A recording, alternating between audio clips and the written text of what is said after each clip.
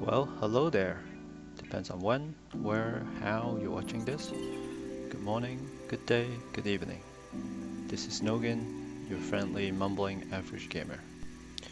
I've been a gamer for over 20 years, and I'd say this is a great time to be a gamer.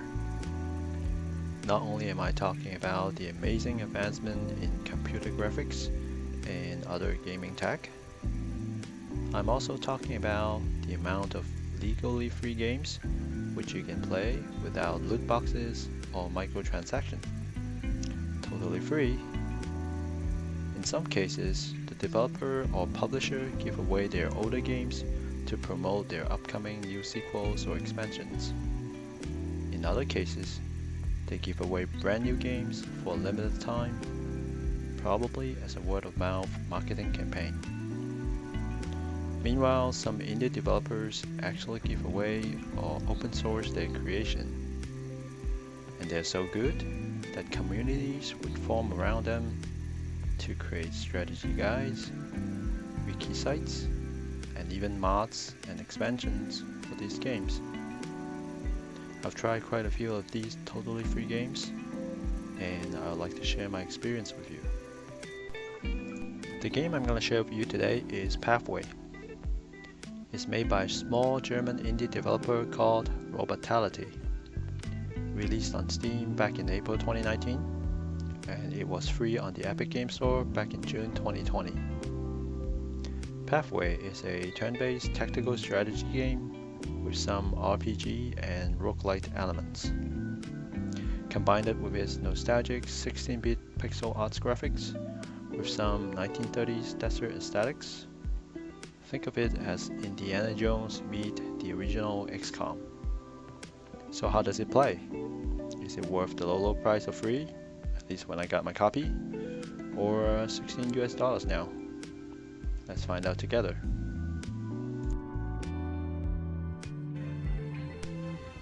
There are 5 adventures in this game. Adventure 2 through 5 are unlocked after you completed the previous adventure, and each one gets more difficult. When you complete an adventure, the XP of the characters you used and the money and gears that you earned will be carried over to your next adventure.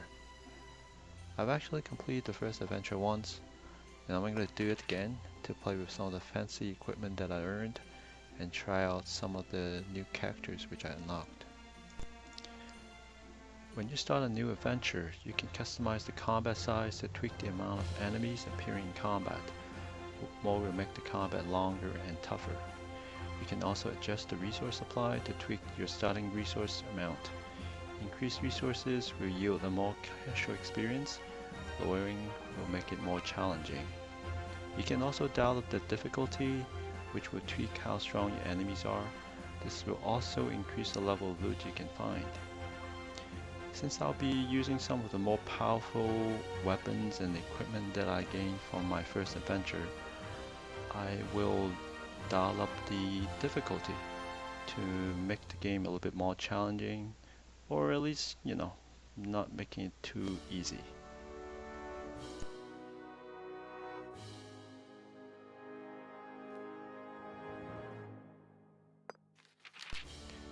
To build a party of adventurers, you can choose from a pool of 16 unique and colorful characters, each with different skills, perks, and equipment specialization.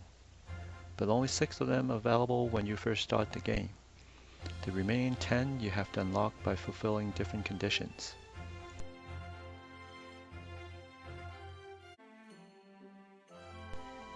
For example, you can unlock Leonora de Quincy here by killing 100 Nazis. And you can unlock Monsignor Carlo Veduti here by killing 50 undead. Okay, let's get the party going. The first character I'm gonna pick is Brunhilde. I unlocked her during my first playthrough, and she is skilled in knives, which comes with the bleed special ability which causes a DOT, damage over time. She can also wear heavy armor, which has the hunker down ability to reduce a lot of damage. It helps to improve her survivability as she goes cover to cover to get into melee range of her enemy. She can also use Repair Kit to restore armor in combat, which complements her use of heavy armor nicely. She has 2 perks, Brute and Daredevil. They opens up special options during certain events, but not very exciting because the perk system is quite limited. She comes with a basic pocket knife, needle and thread for armor repair, and a basic heavy armor. Alrighty, Brunhilde, the redhead, not brunette, you are in.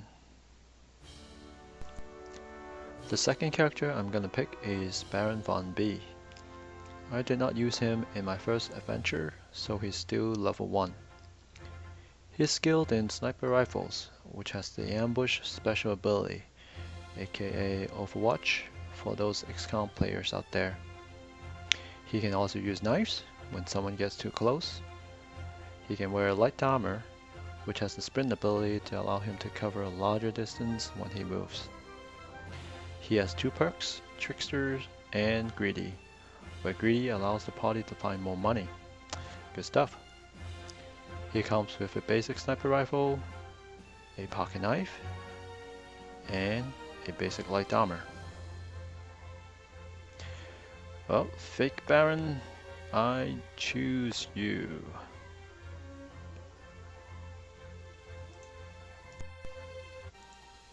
My last character is Natalia Shishkova. She's my healer in my first adventure, so she's already level 3. She's skilled in pistol, which lets her fire at 2 different enemies with double shot.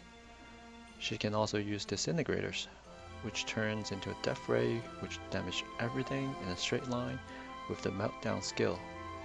It also does not require ammo, which is a bonus. She wears light armor, and she can use medkits in combat, which can heal or revive someone who has been knocked out. The 2 perks are Medical Expert and Engineer. Since she's already level 3, let's take a look at her skill tree also. I picked Vitality Boost at level 2, which gives her additional health. Her level 1 default skill is Bait, which attracts dogs and zombies for 1 turn, which I honestly haven't used yet.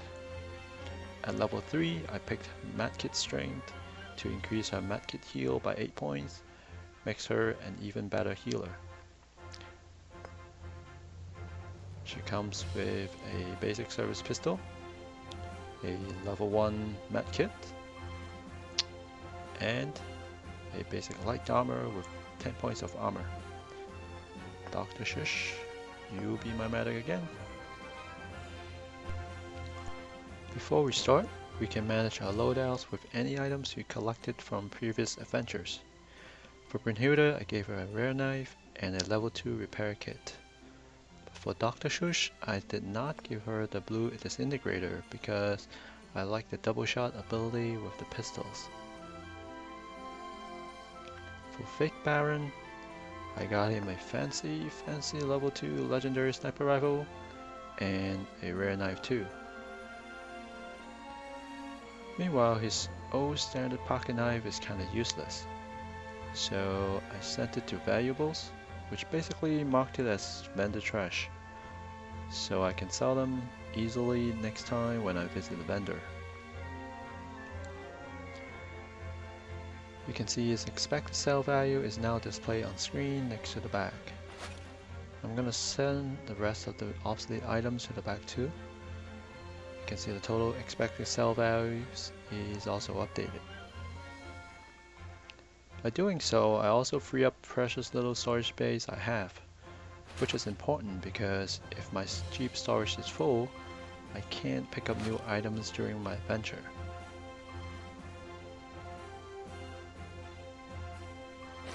However, I did not sell the medium armor, even though no one in my current party can use it, because I may be able to use it on a different character in future adventure. I also kept the extra level 1 repair kit, since I can still use it when I'm not in combat, and preserve the charges on a better repair kit during battle, as it can repair more armor points per use.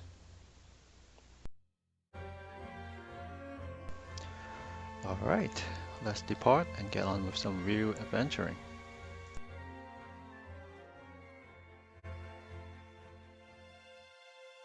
You take a break in a provincial backwater a few miles beyond Casablanca.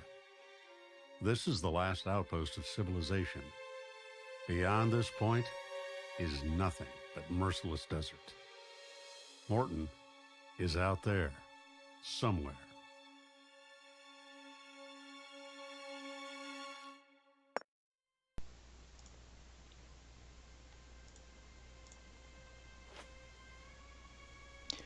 You check your gear one last time and start the engine. Your journey begins. So this is the main map. Each big dot on the map is a location, and the dotted lines represent the paths we can take to get there. Our current location is marked by the big orange dot, and the immediate location we can get to are green. Each location has a randomized event, some big, some small. The locations with a special icon indicate specific types of events can be expected there. The one which looks like a tent is where we can rest and heal up. The one which looks like a money bag is a trader, where we can buy fuel and ammo, sell our loots, or buy some new equipment. The one with a question mark has some special, challenging but rewarding randomized events, so probably worth stopping by to check them out. Finally, the one with a flag is our destination. This is where we want to get to complete each adventure.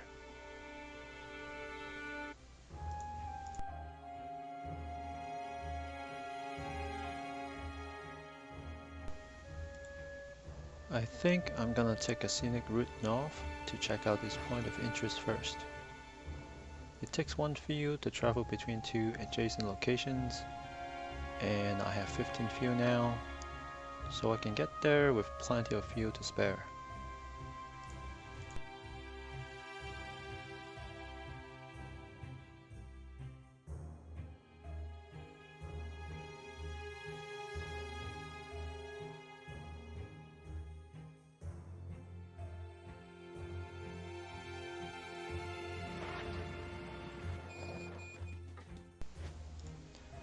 A desert bunker. The German scout you captured while he was sleeping told you about a bunker in the desert.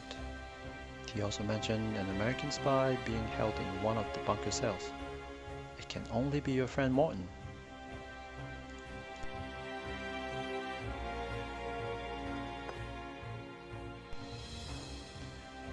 Warily, you sneak closer. Unfortunately, the bunker entrance is locked. There's no way through. Explore the area or continue your journey. Explore. You circle the complex and eventually find a ventilation shaft that you can squeeze through unseen. You sneak through the empty corridors. The bunker is deserted.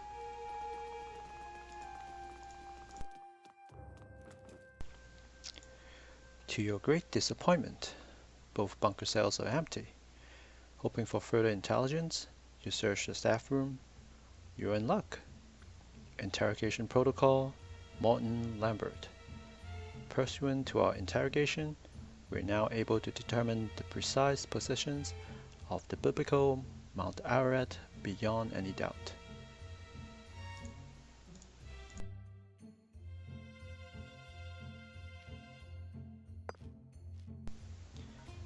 We will pass on our findings to the Armenian expedition. There's no need to delay the departure any further. We'll hand over the spy Lambert to Excavation Regiment Southwest for final processing.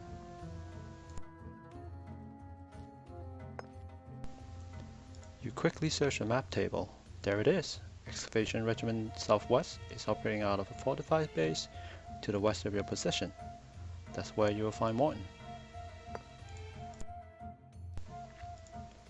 You use the supplies you find in the bunker to prepare a hearty meal. With treated wounds and freshly oiled weapons, you set off. Party gain current health replenished and revived. It's a shame. I haven't taken any damage yet. Alright, let's move on.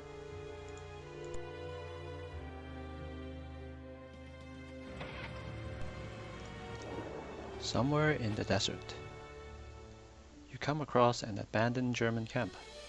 Its garrison must have left in a hurry, because everyday utensils are still lying around. You search it carefully. Okay, it turns out to be some random loot. So let's see what we got. We've got some dented hip flasks, which are vendor trash. A unit of car fuel, good. And 2 units of supplies, which are used for mat kits, grenades, and repair. Alright. Alright, let's check out the next location.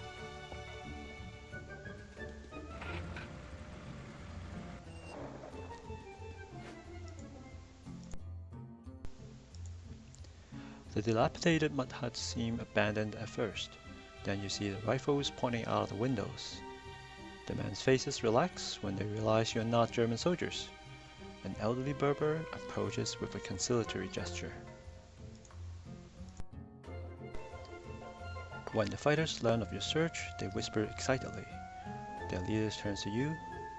"Fortune is with you. Our scouts spotted your friend and his guards tracking through the desert. Morton is alive." You thank the nomads for the information and head off in the direction they showed you. So, it turns out to be just a text-only event with some additional narrative. Okay, let's keep on keeping on.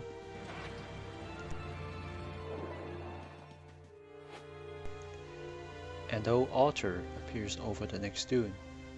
All the dry blood is making you feel uneasy, and you move on. Oh, that's it.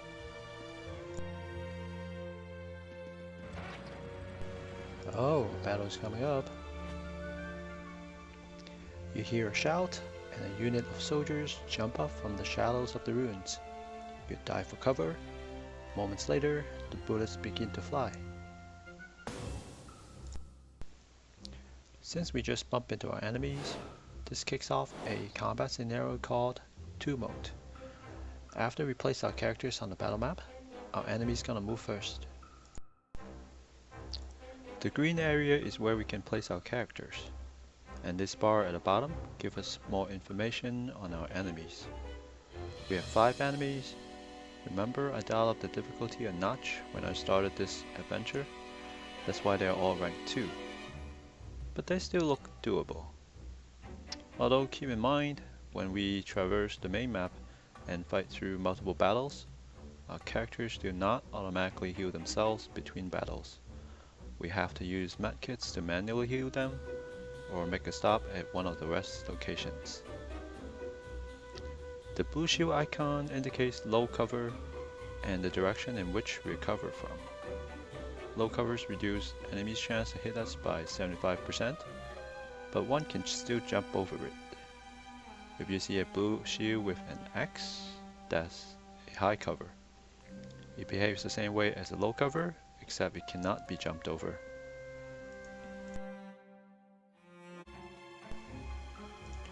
Okay, I'm just gonna put Brunhilde, aka not Brunette, here.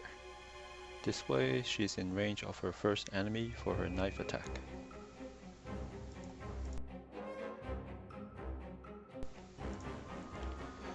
And fake Baron here, somewhere in the middle to provide covering fire with his sniper rifle. Finally, I'm just gonna put Dr. Shush here. Oh man, enemies are running away from me. They're ruining my plan. Stop! Come back! You know what they say in the military?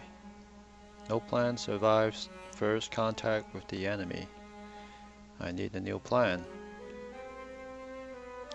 One tip, when you mouse over a spot you want to move to, you hold down the tab key at the same time. The percent chance you'll be able to hit each enemy with your current weapon will be displayed above the enemy's head. In general, the tab key provides additional contextual information in various places of this game. Well, let's also see what Fake Baron can do.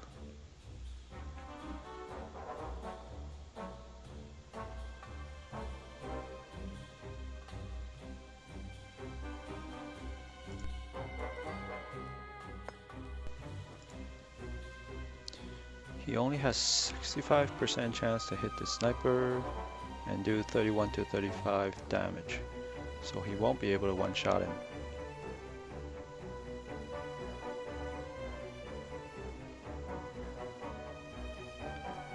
What about Dr. Shush?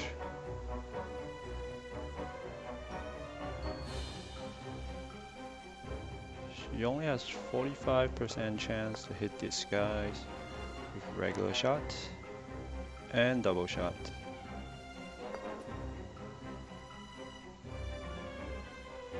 And 45% chance to hit these explosive barrels, but I don't think they're in range of the explosion. By the way, when mouse over an enemy holding tab, also shows their movement or attack range. Important information when we plan our moves.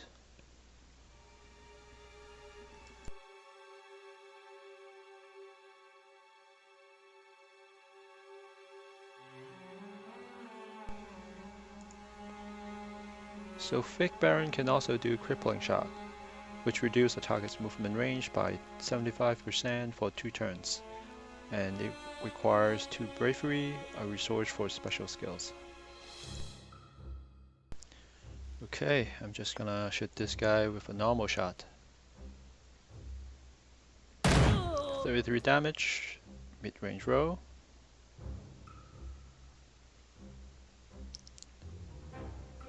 Let me move up Not Brunette to finish him off.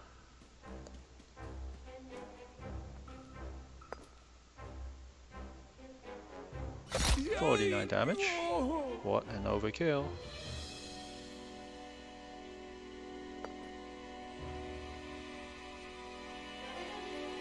Let me try a double shot with Dr. Shush. Oh man, missed both. Oh well, let's reload and let them come to us.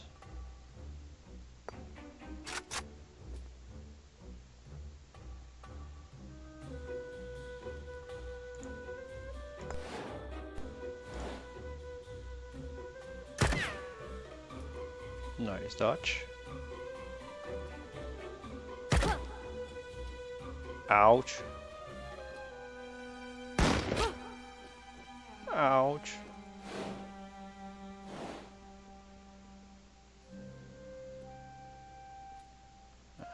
Too bad. I can double shot again. Still just 45% to hit.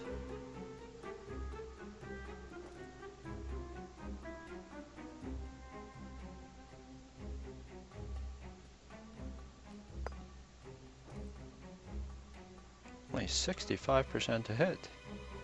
He's so close though.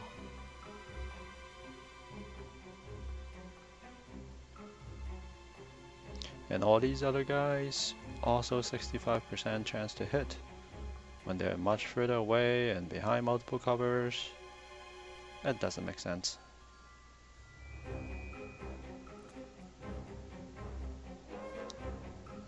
Not Brunette needs some cover, but since she's melee, if she attack this guy, she's gonna have no cover at all.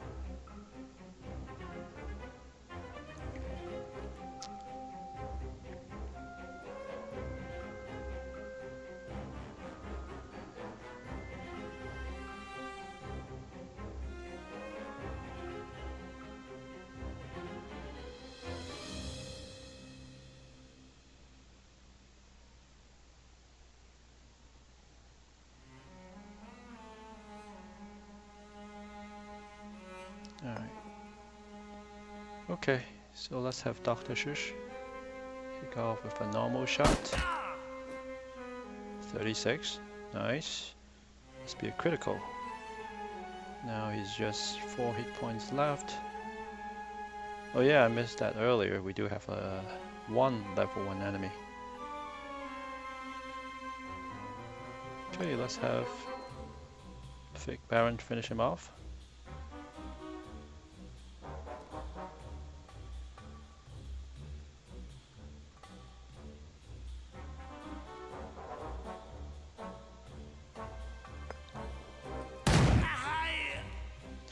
Another high roll. Way overkill there. Let's reload. And move not brunette back into cover. But in front of the other two. So she can intercept anyone who gets close.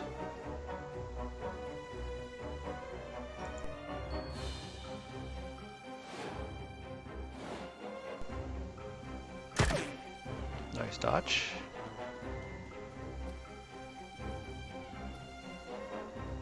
Ooh, the sniper's setting up an ambush.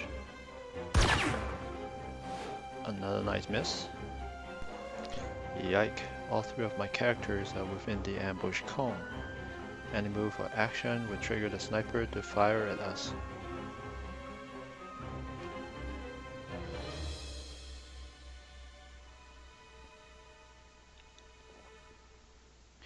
So I'll try to move Dr. Shush, knowing that her move will be cancelled.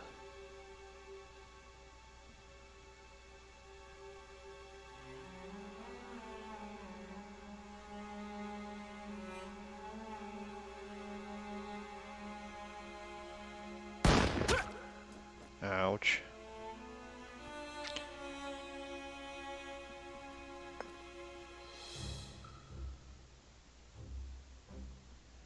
Okay. I don't think this guy is in the explosion range. But you know what? I'm gonna shoot it anyways. For demonstration purpose. Here you go. Yep, just some fireworks for show.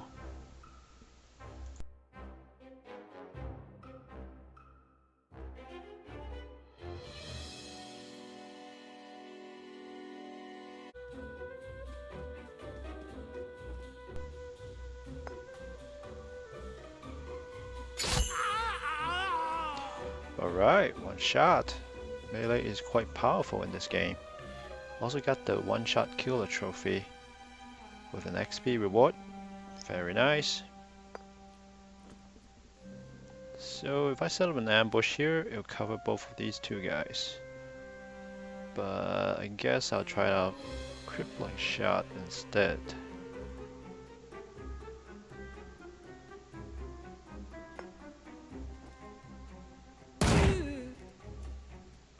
So now he's crippled, you can see that icon above him.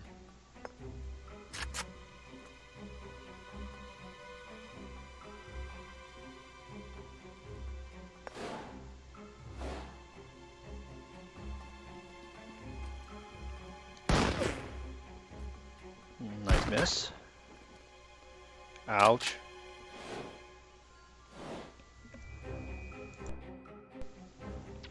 Time for revenge. Gonna send not brunette up to get rid of this guy. She can one-shot him for sure.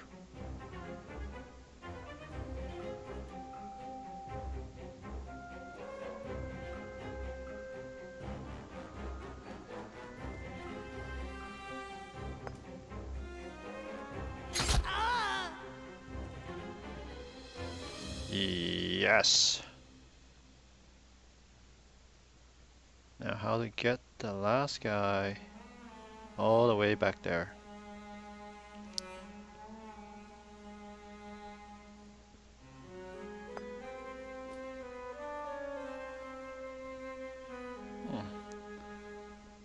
Looks like that tombstone in the middle is considered a wall tile, so we can't shoot past it.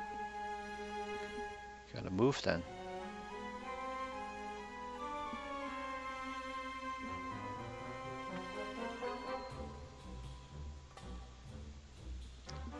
If I move there, I'll have a 65% chance to hit.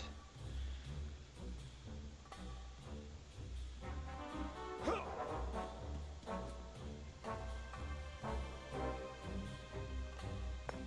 let's do it.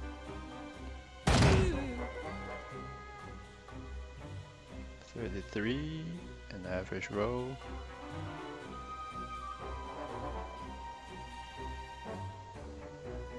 So I guess I'll just keep moving my guys up in a defensive position for now then.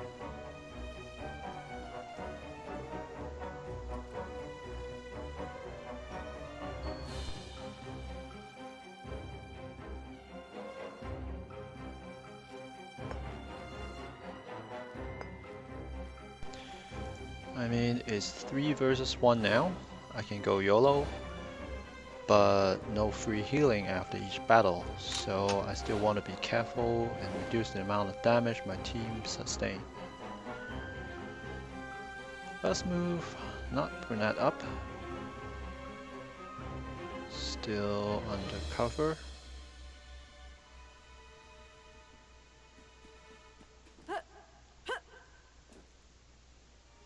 And also use the hunker down skill to reduce 75% of damage, even if she does get shot.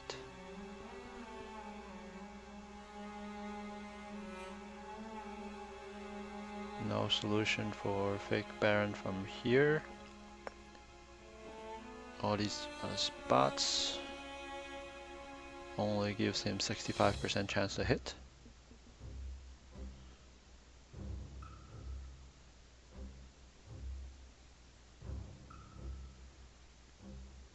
Yep, 65. Okay. Guess I'm gonna just move him here. And set up an ambush. Finally. Just move Dr. Shush up.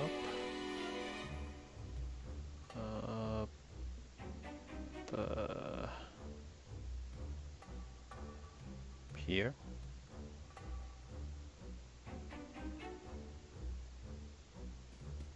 There you go.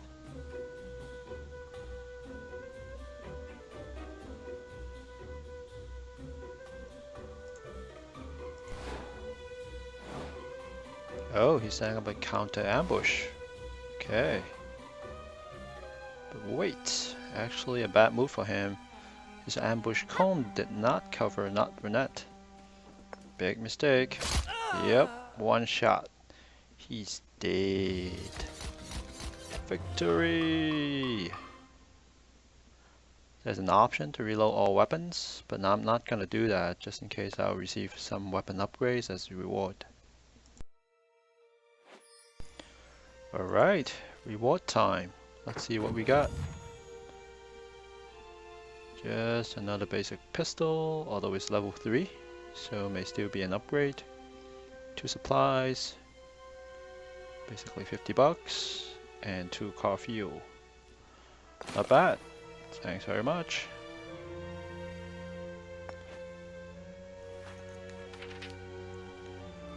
Let's compare that pistol with what Dr. Shush has right now. Yeah, level 3 versus level 1, 10 to 11 points more damage, 6 more points of critical damage. Yep, definitely an upgrade.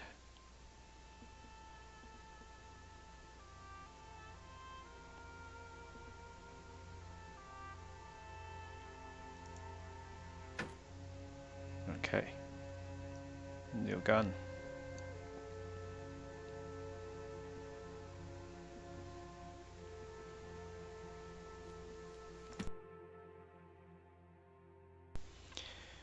Okay, I think I'm gonna stop here. I hope you now have a decent idea of how this game is like, and you are at least a little bit entertained. Tell me in the comment if you want to see more of this game.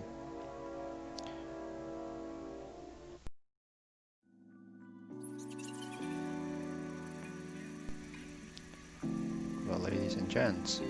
Thank you for watching. This is Nougan, and you've been awesome. Stay safe and healthy. Be nice to each other. See you next time.